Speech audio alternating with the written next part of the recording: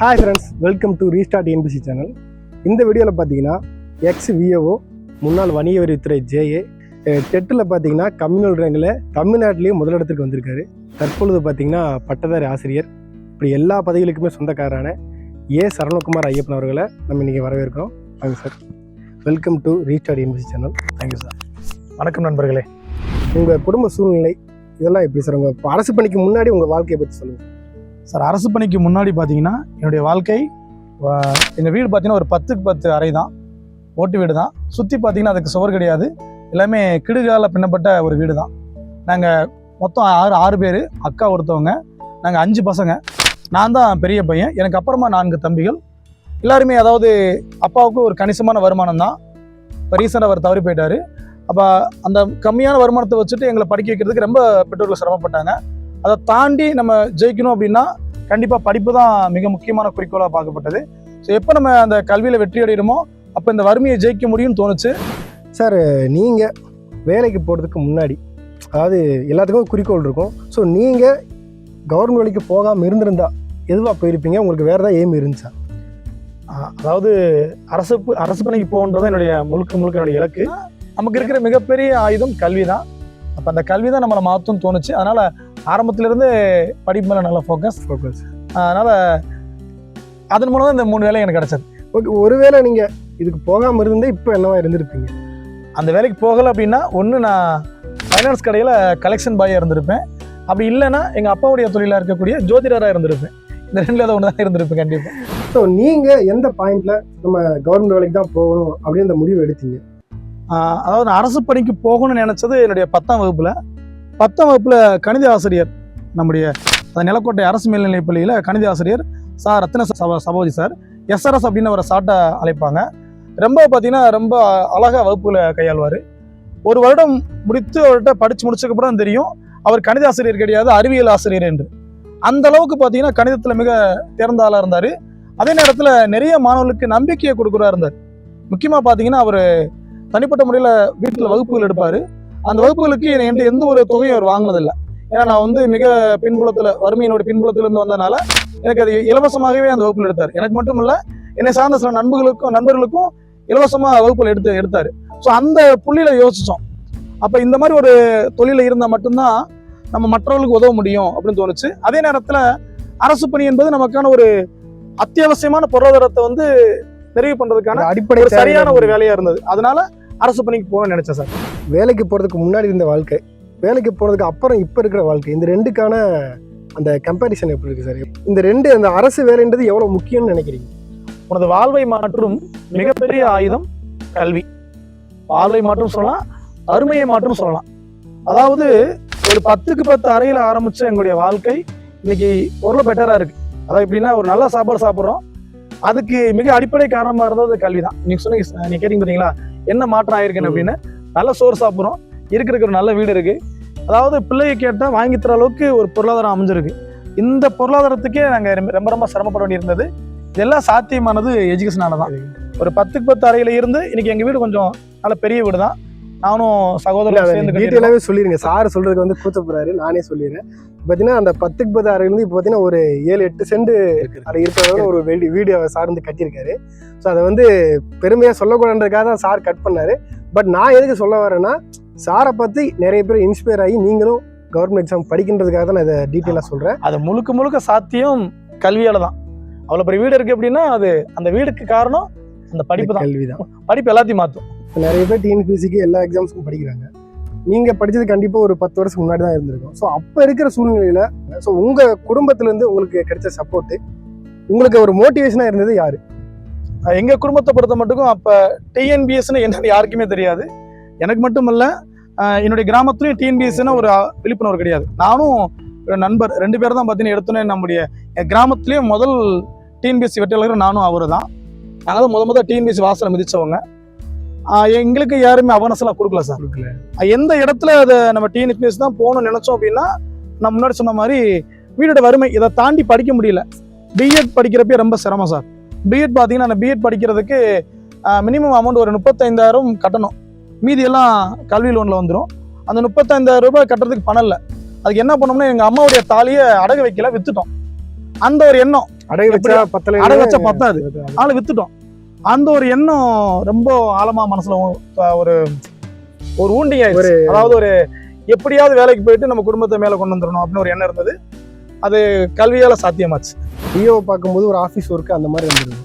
இப்போ டீச்சராக வரும்போது பார்த்தீங்கன்னா நீங்கள் டெய்லியுமே படிக்கணும். ஆமாம். இப்போ விஓவுக்கு அந்த மாதிரி தேவையில்லை. ஆமாம். ஸோ நீங்கள் டெய்லியுமே படிக்கிற அந்த இது எப்படி இருக்குது சார்? இப்போ நீங்கள் நம்ம என்ன தேவையில்லாம விஓவில் இருந்திருக்கலாமா அப்படின்லாம் தோணி இருக்கலாம். அது வந்து பப்ளிக் ரிலேஷன்ஷிப், அதாவது பார்த்தீங்கன்னா மக்கள் தொடர்பு தான் அதிகமாக இருக்கும். இது அப்படி கிடையாது, மாணவர் தொடர்பு. அதாவது எதிர்கால சமுதாயத்தை உருவாக்கக்கூடிய ஒரு அற்புதமான ஒரு விஷயம். அதுக்காக தான் இந்த தொழிலை தேர்ந்தெடுத்தது. டெய்லி அப்டேட் பண்ணோம் சார். அதாவது டீச்சர்ஸ்ன்றவங்க நீங்க சொன்ன மாதிரி டெய்லி படிச்சா மட்டும்தான் நம்ம இந்த ஃபீல்டுல நமக்கு மேல ஒரு நல்ல அபிப்பிராயம் இருக்கும். நீங்க first VO exam sir pass பண்ணீங்க. ஆமா சார். ஸோ அந்த எக்ஸாமுக்கு எல்லாத்துக்குமே பார்த்தீங்கன்னா படிக்கும்போது இருக்க ஒரே ஒரு கஷ்டம் பண தேவை தான். ஸோ அந்த பண தேவை எப்படி பூர்த்தியாச்சு? நீங்க அதை தாண்டி எப்படி படிச்சீங்க? கண்டிப்பா பணம் என்பது ரொம்ப ரொம்ப முக்கியம் எல்லாருடைய வாழ்க்கையிலும். என்னுடைய வாழ்க்கையில் அது விதிவிலக்கல்ல. படிச்சு முடிச்ச உடனே பார்த்தீங்கன்னா வீட்டில் சொன்ன வறுமை இருந்ததுனால வேலைக்கு போய் தான் ஆகணும். நம்ம என்னதான் டிஎன்பிஎஸ்சிக்கு படிக்கிறதா இருந்தாலும் வேலைக்கு போய் தான் ஆகணும். என்ன பண்ணுறதுன்னு யோசிச்சேன். ஒரு ஃபைனான்ஸ் கடையில் வேலைக்கு செஞ்சுட்டேன் சார். ஃபைனான்ஸ் கடையில் கலெக்ஷன் பாய். எதுக்காக அந்த வேலையை நான் எடுத்தேன் அப்படின்னா, காலையில் ஒரு 2 மணி நேரம் பணத்தை வசூல் பண்ணணும். நிலக்கோட்டை பூ மார்க்கெட்டில் கடன் கொடுத்துருப்பாங்க முதலாளி, அதை வசூல் பண்ணுறது. ஆமாம், அந்த வாங்கினவங்ககிட்ட போய் நம்ம போயிட்டு கலெக்ட் பண்ணி என்ட்ரி போட்டால் போதும். சாயங்காலம் அதே மாதிரி தான், அங்கிட்ட ஒரு 2 மணி நேரம். ஸோ இந்த 4 மணி நேரம் தான் வேலை. ஸோ பார்ட் டைம் மாதிரி உங்களுக்கு கிடைச்சு. ஆமாம், அந்த மீதி நேரம் என்னன்னா நான் வீட்டுக்கு வர முடியாது. அந்த அலுவலகத்தில் உட்காந்து அந்த கணக்கு பார்க்கணும். ஸோ எனக்கு ஓரளவு கணக்கு நல்லா வரும் அப்படின்னால வேகமாக நான் முடிச்சிருவேன். அது 4 மணி நேரம் முடிச்சிருவேன். ஸோ மீதி நேரத்தில் என்ன பண்ணேன் அப்படின்னா, அந்த ஓனர்ஸ், அந்த சாப்பாடு ஓனர் என்ன பண்ணியிருக்காங்கன்னா ஒரு 2-3 நாளிதழ்களை, தினசரி நாளிதழ்களை வாங்கி வச்சிருக்கோம். அதை நான் படிக்க ஆரம்பிச்சேன். ஸோ அதில் பார்த்தீங்கன்னா அப்போதான் ஒரு டிஎன்பிஎஸ்சி பற்றி ஒரு விழிப்புணர்வு வந்தது. அப்படின்னா இந்த தினத்தந்தி தினமலரில் வந்த ஒரு 15 வினாக்கள் வரும். இப்போதான் சோசியல் மீடியா நிறைய இருக்கு. அதே மிகப்பெரிய தங்க மாதிரி பார்ப்பாங்க. அப்போ அதை யோசிச்சேன், இவ்வளோ எளிமையான வினாக்கள் தான் வருது, அப்போ நம்ம இதை படிச்சா பாஸ் பண்ணிடலாமான்னு தோணுச்சு. அதை தாண்டி ஒரு புக் வாங்கணும்னா பணம் இல்லை. என்னுடைய சம்பளம் சொன்னா நீங்க நம்ப மாட்டீங்க, ஒரு நாளைக்கு 100 ரூபாய். எனக்கு ஒரு நாளைக்கு 100 ரூபாய். ஆமா, வாரத்துக்கு 700 ரூபாய். ஸோ ஞாயிற்றுக்கிழமை லீவுனால அதுக்கு சம்பளம் கிடையாது. அப்போ 600 ரூபா தான். 600 ரூபாய் சம்பளம். அதுல 100 ரூபாய் நான் எனக்கு அப்ப திருமணம் வேற ஆயிருச்சு. அப்ப 100 ரூபாய் தான் என்னுடைய நாங்க 2 பேருக்கு சம்பளம். எங்களுடைய ஃபேமிலிக்கு மீது 500 ரூபாய் அப்பா அம்மா கிட்ட கொடுத்துருவேன். அந்த அதை வச்சுட்டு அவங்களோட செலவு பார்க்க அந்த மாதிரி பண்ணாங்க. ரொம்ப கடினமான சூழல். ஆனா என்ன அப்படின்னா, அது இருந்தாலும் அதை விட கொஞ்சம் அதிகமான வருமானத்திற்கு இருக்கக்கூடிய தொழிலுக்கு போயிருக்கலாம். இந்த நேரம் எனக்கு தேவைப்பட்டது, படிக்கிறதுக்கு யூஸ் பண்ணிக்கலாம் அப்படின்ற. அதே நேரத்தில் ஓனர் நிறைய சப்போர்ட் பண்ணாங்க. அந்த நேரத்தில் பார்த்தீங்கன்னா இப்போ ஒரு அன்னை பயிற்சி மையம் ஒருத்தர் காசு வச்சிருக்காரு. அவர்கிட்ட அவர்கிட்ட ஒரு ட்ரஸ்ட் இருந்தது. அவர் அதன் மூலமா ஒரு புத்தகம் கொடுத்தாரு, சக்தி புக்னு ஒரு புக் கொடுத்தாரு. அந்த புக்குனால பெரிய புக்கு, தலகணி மாதிரி பெருசா இருக்கும். அதுல என்னால முன்னாடி சக்தி பப்ளிகேஷன் சொல்லிட்டு வெறும் கொஸ்டின்ஸா இருக்கும். அவ்வளவு பெரிய புக் இருக்கும். அதுல உங்க தந்தை கூட வச்சிருந்தாரு. சோ அப்ப அவர் சீனியர், நாங்க ஜூனியர். அப்ப அந்த வினாக்கள் தான் படிச்சோம். அந்த புத்தகத்தை நான் முழுமையா கூட படிக்கல. அவ்வளவு நேரம் 10 தேர்வு வந்துருச்சு. ஆன்லைன் ஸ்டோரி மாதிரி ஆன்லைன் கொஸ்டின்ஸ் ஆன்லைனரா இருக்கும். அது ஒரு 3/4 புக் அந்த புக் தான் முடிச்சேன். அந்த மாதிரி வந்த தேர்வுல பாஸ் பண்ணிட்டேன். ஒரு எக்ஸாம்ல ஜெயிக்கிறதுக்கு வெறும் கல்வி தகுதி அப்புறம் நாலேஜ் மட்டும் இருந்தா போதுமா, இல்ல வேற ஏதாவது தகுதிகள் தேவைப்படுது? கண்டிப்பா அதை தாண்டியும் சில தகுதிகள் தேவைப்படுது. நம்ம நண்பர்கள் என்ன நினைக்கிறாங்க அப்படின்னா, நம்ம ஒரு குவாலிஃபிகேஷன் இருக்கு, நிறைய படிச்சுட்டோம், அதாவது சிலபஸ்ல இருக்கிற எல்லாத்தையும் கவர் பண்ணிட்டோம், ஜெயிச்சிருவோம்னு நினைச்சா கிடையாது. கண்டிப்பா கிடையாது. அதை தாண்டி சில விஷயங்கள் பண்ண வேண்டியது. என்ன அப்படின்னா, உளவியல் ரீதியாகவும் நம்ம தயாராக வேண்டியது. அதை பண்ணாதனாலதான் வட்டம் பார்த்தீங்கன்னா ஒரு 2 கேள்வி 3 கேள்வி வித்தியாசத்துல அந்த தோல்வியை தருவதற்கான காரணம் அதுதான். என்ன மாதிரி உளவியல் ரீதியாக வரும் அப்படின்னா, அந்த தேர்வு நாள் அன்று அல்லது அதுக்கு முதல் ஒரு 2 நாள் முன்னாடி கூட ரொம்ப முக்கியமான நாளாக பார்க்கப்படுது. எப்படி அப்படின்னா, ஒரு விவசாயிக்கு எப்படி அந்த அறுவடை செய்யறப்ப எந்த அளவு கவனமா இருக்கணுமோ அந்த மாதிரி அந்த எக்ஸாமுக்கு முன்னாடி ஒரு வார காலத்துக்கு எடுத்துங்க. ரொம்ப ரொம்ப முக்கியம். ஏன்னா அந்த நேரத்துல ஃபேமிலியில சண்டை இருக்கக்கூடாது. ஒரு ப்ரெஷர், எக்ஸ்ட்ரா ப்ரெஷர் நமக்கு. அந்த எக்ஸ்ட்ரா ப்ரெஷர் பாத்தீங்கன்னா நீங்க படிச்சிருக்கக்கூடிய விஷயங்களை மறக்கடிக்க செய்யும். நம்ம படிச்சது எல்லாமே மைண்ட்ல வருமான நிச்சயமா சாத்தியம் இல்ல. அப்படின்றப்ப அந்த சின்ன இன்சிடென்ட் உங்களுடைய நினைவுகளை டிஸ்டர்ப் பண்ணும் கண்டிப்பா. அதை தாண்டி அன்னைக்கு காலையில நீங்க வந்து எக்ஸாமுக்கு கிளம்புறீங்க அப்படின்னா, நீங்க எழுதுற பேனா, நீங்க போட்டிருக்க ஆடை, நீங்க போற போக்குவரத்து, அது பேருந்தா இருக்கலாம், பேருந்துல போறீங்க, கண்டக்டர் பத்தி கத்துறாரு, சண்டை போறாரு, ஏதோ சின்ன ஒரு வாக்குவாதம் ஆயிருது, நீங்களும் டென்ஷனா பேசுறீங்கன்னா அதுவும் அந்த தேர்வுல உங்களுக்கு பிரதிபலிக்கும். அப்போ ஒரு மன அமைதியிலேயே நம்ம டிராவல் பண்ணி கரெக்ட் எக்ஸாம் ஒரு தவக்காலம் மாதிரி தான் இருக்கணும். இதை தாண்டி அரை கண்காணிப்பாளர், அவர்கிட்ட போயிட்டு ஏதாச்சும் இடம் கூட பேசி நமக்கு தான் நாலேஜ் இருக்கிற மாதிரி அவர்கிட்ட ஏதாச்சும் ஆர்கியூ பண்ணி நீங்க பண்ண தப்பு அப்படின்னீங்கன்னா அதுல ஒரு ஆர்கியூ முடிஞ்ச அளவுக்கு பேசிட்டு போ, திட்டிட்டு போ. நம்ம அந்த எக்ஸாம் எழுதுற வரைக்கும் அப்படியே ஒரு தியான நிலை தான், புத்தர் மாதிரி அப்படி இருந்தா மட்டும்தான். இது எல்லாத்தையும் தாண்டி இன்னொரு விஷயம் இருக்கு, ரொம்ப முக்கியமா நான் அதை ஃபாலோ பண்றேன். தேர்வுக்கு அறைக்கு போறதுக்கு முன்னாடி நம்முடைய இயற்கை உபாதைகள் சிறுநீர் கழித்தல் ஆகட்டும் அல்லது எதாகட்டும், அது நமக்கு ரொட்டீனா பண்ற ஒர்க் கரெக்டா கிளீனா இருந்தா எக்ஸாம் போனா மட்டும் தான் அந்த மாதிரி வரும். ஆமா சார், அது பயத்துல வர ஒரு பக்கம் இருக்கு. ஆனா அதை நம்ம கண்டிப்பா அதை நம்ம கிளியர் பண்ணிட்டு தான் போகணும். இல்லை அப்படின்னா நல்லா உங்களுக்கு சயின்ஸ்னால சொல்றேன், இந்த மாதிரி உள்ள நமக்கு பேலன்ஸ் இருக்கிறப்ப நம்ம உடம்புக்குள்ள என்ன ஆயிரும் அப்படின்னா ஒரு விதமான பதட்டத்தை சொட்டிங் ஆக ஆரம்பிச்சிடும். அப்ப நமக்கு அந்த படிச்ச பாடத்தை நினைவுல கொண்டு வரதை விட இது ஐயோ பாத்ரூம் வர மாதிரி இருக்கு, பயமா இருக்கு, இவங்க நம்ம அசிங்கப்பட்டுருமோ அந்த மாதிரி தான் தோணும். நம்ம எவ்வளவுதான் லைஃப்ல படிச்சிருந்தாலுமே அந்த எக்ஸாம் டைம்ன்றது அவ்வளவு முக்கியமானது. அந்த 3 மணி நேரம் ரொம்ப கவனமா இருக்கும். இதை தாண்டி அது அடுத்த கொஸ்டின் நம்ம கொஞ்சம் கவனமா இருக்கும். இப்போ என்னன்னா இப்போ நீங்க வந்து எல்லாருமே இப்போ குரூப் 4ல எக்ஸாம் எழுதுறவங்களே அவனோட ஒரு பெரிய ஒரு டாப் ஒரு குறிக்கோள் என்னன்னா விஏஓ போகணும்னு தான் ஆசை. ஆமா, உங்களுக்கு அது கிடைச்சிருச்சு. ஸோ நீங்க விஏஓ கிடைச்சும் ஏன் அதை விட்டு மறுபடியும் அடுத்து ஜே வந்தீங்கன்றது அது எதா இருந்தாலும் நான் அந்த ஓப்பனா பேசணும்.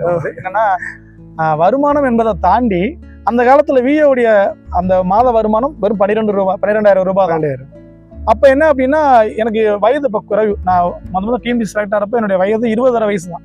21 வயசுல செலக்ட். 21 வயசுல நீங்க விஏஓ ஆயிட்டேன். அப்ப அங்க இருந்த மத்த காலேஜ் முடிச்ச டைம் முடிச்சு 6 மாசம் இங்க ஒர்க் பண்ணி அப்படியே உள்ள போயிட்டேன். அப்ப அந்த 21 வயதுல பாத்தீங்க அப்படின்னா மத்த நண்பர்கள்லாம் சொன்னாங்க, நம்மளுடைய சீனியர்லாம் நம்ம மேல இருக்க அபிப்பிராயத்துல உங்களுக்கு வயது கம்மியா இருக்கு, நீங்க ஏதாவது கொஞ்சம் ஹை லெவல் ஒரு டிபார்ட்மெண்ட்ல உள்ள போனீங்க அப்படின்னா இன்னும் ஏஜ் கம்மியா இருக்குன்னா நீங்க ரொம்ப உயர்ந்த பதவிக்கு போகலாம் அப்படின்னாங்க. அது எனக்கு கொஞ்சம் ஸ்டிமுலேட் பண்ணுச்சு. அப்ப வணிக வரித்துறை அந்த நேரத்துல பாத்தீங்கன்னா ஜூனியர் கிடைச்சது. அதுல போனா ஜாயின்ட் கமிஷனர் வரைக்கும் ஆகலாம். விஓல இருந்தா ஒரு 7 இயர்ஸ்க்கு அப்புறம் தான் ஜூனியர் அப்புறம் அசிஸ்டன்ட் அப்புறம் ஆர்ஐடிடி அப்படின்னாங்க. அந்த நேரத்துல எனக்கு அது அந்த நேரத்துல இந்த இதை விட இன்னும் கொஞ்சம் டெவலப் ஆயிடும், முன்னேறி போலான்றதுக்காக அந்த 7 வருடத்தை குறைச்சிடணும் அப்படின்றத சரி அதுல குரூப் 4 நம்ம அங்க போயிருவோம். அங்க இருந்து வேணா என்ன பண்ணுவோம்னா அப்புறம் குரூப் 2 எழுதிருவோம் அப்படின்ற மாதிரி அங்க மாறிட்டேன். மாறினதுக்கு அப்புறம் ஒரே நேரத்துல 2-3 தேர்வுகள் வந்தது. அதுல ஆசிரியர் தகுதி தேர்வு எழுதியிருந்தேன். எனக்கு ஆசிரியர் ஆகணும்ன்றது மிகப்பெரிய கனவு. ஆக்சுவலா சார் நான் டெட்டுக்கு நான் ப்ரிப்பேர் ஆகல. உண்மையிலேயே ஆமா ப்ரிப்பேர் ஆகல. நான் ப்ரிப்பேர் வந்து குரூப் 2 இன்டர்வியூ போஸ்ட் தான் ப்ரிப்பேர் ஆனாலே பாஸ் ஆக முடியாது. ப்ரிப்பேர் ஆகல டெட் எங்களுக்கு ஏத்த மாதிரி மாத்திட்டாங்க. எப்படி அப்படின்னா நீங்க எழுதுனது ஃபர்ஸ்ட் டெட் நினைக்கிறேன். இல்ல 2012 எழுதுனாங்க. 2012 ஃபர்ஸ்ட் பேட்ச். செகண்ட் அதுல எனக்கு கிடைக்கல. நான் பணிச்சுமை இருந்ததனால கிடைக்கல. சோ செகண்ட் டைம்ல நீங்க ட்ரை பண்ணி தான் கிடைச்சிருக்கு. ஆமா, அப்ப வந்து குரூப் 2 இன்டர்வியூ போஸ்ட் நடந்துட்டு இருந்தது. அதுக்கு தான் ப்ரிப்பேர் ஆயிட்டு இருந்தேன். அப்பதான் டெட்டுடைய செட்டப் மாத்துறாங்க. 30 கேள்வியா மாத்துறாங்க. தமிழ் 30, ஆங்கிலம் 30 அப்படின்னு மாத்திரப்ப நம்ம டிஎன்பிஎஸ்சி படிச்சுட்டு இருக்கனால அந்த வினாக்கள் நமக்கு ஆல்ரெடி ஈஸி ஆயிருச்சு. அதனால எடுத்த மதிப்பெண்கள் குறைவு தான். ஆனா கம்யூனல் ரேங்க் பிரகாரம் மாநிலத்துல அந்த முதலிடமா வந்தது.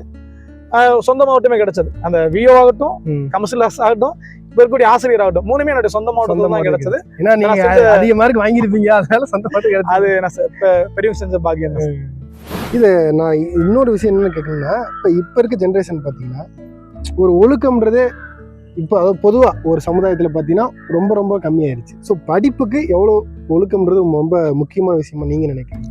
கண்டிப்பாக ஒழுக்கம் இல்லை அப்படின்னா படிக்கிறது ரொம்ப ரொம்ப கஷ்டம். நான் சில நண்பர்களை பார்த்துருக்கேன். என்னன்னா அந்த பயன்படுத்தினாதான் எனக்கு அந்த சிந்திக்க தோணும், சிகரெட்டை குடிச்சாதான் எனக்கு திங்கிங் தோணும் அதெல்லாம் சொல்லுவாங்க. ஐயா சொல்லி அதுக்கு அடிக்ட் ஆயிடும். அது ஆளுக்கு ஒரு காரணம் சொல்லிக்கிறத தவிர்த்து அப்படிலாம் அதெல்லாம் உண்மை கிடையாது. எனக்கு கேட்டால் எந்த ஒரு நீங்க போதை பழக்கத்தை அடிமையாக இருந்தால் மட்டும்தான் சிந்திக்க தோணும். என்னுடைய பாணியை சொன்னோம் அப்படின்னா கரெக்ட். அதெல்லாம் அதை அவாய்ட் பண்ணிட்டு நம்ம சிந்தனை முழுவதும் நம்ம குடும்பம் இவ்வளோ வறுமையில் இருக்கு, இந்த எக்ஸாம் கிளியர் பண்ணாதான் உள்ள போக போறோம், அதனால ஃபுல் எஃபர்ட் போடுவோம், முழு உழைப்பு கொடுப்போம்னு பண்ணா மட்டும் தான் இதாகும். ஏற்கனவே பிரச்சனை இருக்கு, இதுல அந்த ஒரு எக்ஸ்ட்ரா பிரச்சனை உடம்பும் பிரச்சனை தான் உண்டாகும். சரி சரி. இப்போ நீ என்ன 2012 14 நீங்கள் வேலைக்கு ஃபர்ஸ்ட் நீங்கள் போனீங்க. ஸோ அப்போ பார்த்தீங்கன்னா காம்படிஷன் வந்து ரொம்ப கம்மியாக இருந்தது. இப்போ பார்த்தீங்கன்னா தெருவுக்கு ஒரு அகாடமி இருக்கு. ஆமாம். ஸோ அவ்வளோ அகாடமி வந்திருக்கு, அவ்வளோ யூடியூப் சேனல்ஸ் வந்திருக்கு. ஸோ இப்போ காம்படிஷன் பார்த்தீங்கன்னா அதிகமாக இருக்கு. அப்போ எவ்வளோ தீவிரமாக படிக்க வேண்டியதாக இருக்கு இப்போ இருக்கு சார்? கண்டிப்பாக தீவிரமாக தான் படிக்கணும். ஏன்னா அப்போ நாங்கள் எழுதுறப்ப பார்த்தீங்கன்னா 4 லட்சம் பேர் 6 லட்சம் பேர் தான் போட்டியாளர்கள். இப்போ நீங்கள் கடந்த குரூப் 4 பார்த்துருப்பீங்க, ஏற்கனவே 20 லட்சம் தாண்டிடுச்சு நினைக்கிறேன். ஆமாம், 20 லட்சத்துக்கு மேலே. ஆமாம். அப்படின்றப்ப போட்டியாளர்கள் கூடுறாங்க, மிக சரியான போட்டியாளர் எண்ணிக்கை ரொம்ப கம்மி தான். ஏன்னா படிச்சு சும்மா சுத்துறவங்க தான் அதிகமா இருக்காங்க. அப்படிதான் இருக்காங்க. ஓகே சார், இப்போ நீங்கள் வந்து இப்போ நிறைய பேர் நம்ம சேனலை ஃபாலோ பண்ணிட்டு இருக்காங்க. ஸோ அவங்களுக்கு இனிமேல் இப்போ படிச்சுட்டு இருக்கவங்களும் சரி, இனிமேல் படிக்க வரப்போகிறவங்களுக்கும் சரி, உங்களோட ஒரு சின்ன அட்வைஸ். ஏன்னா அட்வைஸ்னால் நிறைய பேர் கேட்க மாட்டாங்க. ஆமாம், பட் இருந்தாலும் நம்ம சொல்கிற கடமை ஒன்று. ஆமாம், கண்டிப்பாக ஒரு மோட்டிவேஷன். ஒரு மோட்டிவேஷனாக கூட எடுத்துக்கலாம். அது நீங்கள் என்ன சொல்ல வரீங்க இனிமேல் படிக்க வர்றவங்களுக்கு? நண்பர்களே, அந்த புக்கில் இருக்க எழுத்தை நீங்கள் வெறும் எழுத்தாக பார்க்காதீங்க. அது எழுத்தாக பார்த்தா தான் நமக்கு கஷ்டமாக இருக்கும். அது இந்த எழுத்து தான் நம்ம தலையெழுத்தை மாற்ற நினச்சி பாருங்கள். கண்டிப்பாக அது மேலே உங்களுக்கு ஒரு காதல் ஏற்படும். விரும்பி படிங்க. ஏன்னா அந்த புக்கை நீங்கள் படிக்கிறதுனால இப்போ நான் சொன்ன மாதிரி ஒரு மிகப்பெரிய வீடு கட்ட முடியும். நம்ம அப்பா அம்மாவுக்கு ஒரு உடல்நல குறைவு அப்படின்னு பார்த்துக்க முடியும். நம்ம நாளைக்கு நம்மளுடைய குழந்தைக்கு ஒரு மிகப்பெரிய பிரச்சனைனா சந்திக்க முடியும். அவங்க கல்வி வந்து நல்லா பார்த்துக்க முடியும். மனைவிக்கு தேவையான அந்த அடிப்படை தேவைகளை பூர்த்தி பண்ண முடியும். அப்படின்னா அந்த எழுத்துக்களுக்கு நம்ம எந்த அளவுக்கு மதிப்பு கொடுக்கணும் பாருங்க. உண்மையிலே அது எழுத்தாக பார்க்கல, அதான் தலையெழுத்து அப்படின்வாங்க. அது எல்லாரும் பார்த்துருக்கோமே என்ன இல்லை. சில பேருக்கு நம்பிக்கை இருக்குது, சில நம்பிக்கை கிடையாது. நான் அந்த புத்தகத்தில் எழுத்து தான் தலையெழுத்தாக பார்த்தேன். அந்த எழுத்து தான் நம்ம தலையெழுத்தை மாற்றிச்சு. உங்கள் தலையெழுத்தை மாற்றணும் அப்படின்னா புக்கு மாற்றும். அதனால் புக்கை காதலிக்க ஆரம்பிச்சிருங்க. நிறைய எஃபர்ட் போடுங்க. அடிக்கடி நண்பர் முத்துகணேஷ் சார் அடிக்கடி சொல்லுவார். என்ன சொல்லுவார் அப்படின்னா, உண்மையான உழைப்பு ஒருபோதும் தோற்காது அப்படின்வார். மிக அற்புதமான வரிகள். நீங்கள் இந்த புத்தகத்தின் மீது உண்மையான உழைப்பு போட்டிங்க அப்படின்னா தலை குனிஞ்சு பார்த்தா தலை நிமிர வைக்கும். இவ்வளோ நேரம் உங்கள் நேரத்தை ஒதுக்கி நம்ம சேனலுக்காக இன்டர்வியூ கொடுத்ததுக்கு ரொம்ப நன்றி சார்.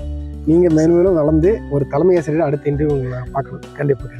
நம்ம நண்பர் ஒரு அருமையான ஒரு முயற்சி எடுத்துட்டு இருக்காரு. ரீஸ்டார்ட் டிஎன்பிஎஸ்சி அப்படின்னு அவருடைய சேனலை சப்ஸ்கிரைப் பண்ணுங்க. கடைசி என்னுடைய ஒரு தாழ்மையான வேண்டுகோள் என்ன அப்படின்னு பார்த்தீங்கன்னா, உங்களுக்காக நீங்கள் படிக்கிறீங்க அப்படின்றத தாண்டி நம்முடைய மற்ற நண்பர்களையும் சொந்தக்காரங்களை நம்புறதை விட நம்புங்க. நம்ப கூட சொல்லலை, நம்பிக்கை தானே வாழ்க்கை.